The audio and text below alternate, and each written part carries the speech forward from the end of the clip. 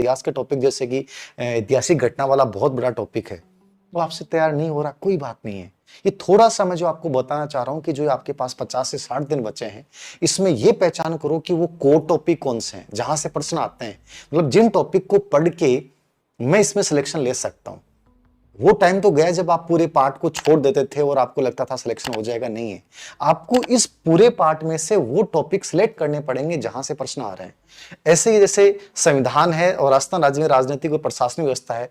अब भारतीय संविधान में केवल अनुच्छेद और संविधान की विशेषताओं पे 5 प्रश्न पूछे गए, तो कम से कम उस पार्ट को आप ज्यादा अच्छे से कर सकते हैं।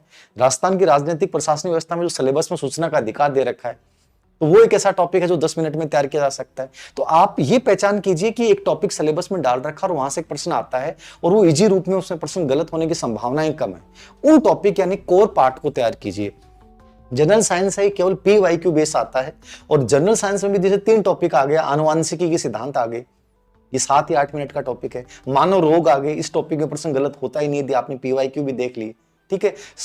प्रतिरोधकता आ गया, अपशिष्ट वाला आ गया, ये टॉपिक आप तैयार कर सकते हैं चाहे आप किसी बैकग्राउंड से हो।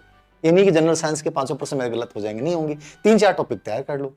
ऐसे ही करंट जो है उसमें भारत और राजस्थान के, तो करंट में खेल वाले पे 2 या 3 प्रश्न आते हैं, राजस्थान के भी भारत के भी, तो खेल वाला पार्ट ढंग से तैयार कर लो। राजनीति में जो प्रधानमंत्री मोदी है उनकी जो यात्राएं हुई उनको ढंग से तैयार कर लो। तो थोड़ा सा, और राजस्थान सरकार की जो योजनाएं वो ढंग से तैयार कर लो, बजट वाली, और जो नई योजनाएं आई हैं, थोड़ा सा आपको ये समझना पड़ेगा कि इस पार्ट का कोर पार्ट कौन सा है जिसको मैं अब जिस पे फोकस करूं। ऐसे नहीं कि आप बस एक धर्रे में चल रहे हैं, उसी चीजों को कर रहे हैं, नहीं। कोई भी युद्ध तभी जीता जाता है जब आप उन हथियारों पे फोकस करते हैं जिनसे लंबा वार किया जा सकता है और जिनसे तेज गति से वार किया जा सकता है, वही युद्ध में विजेता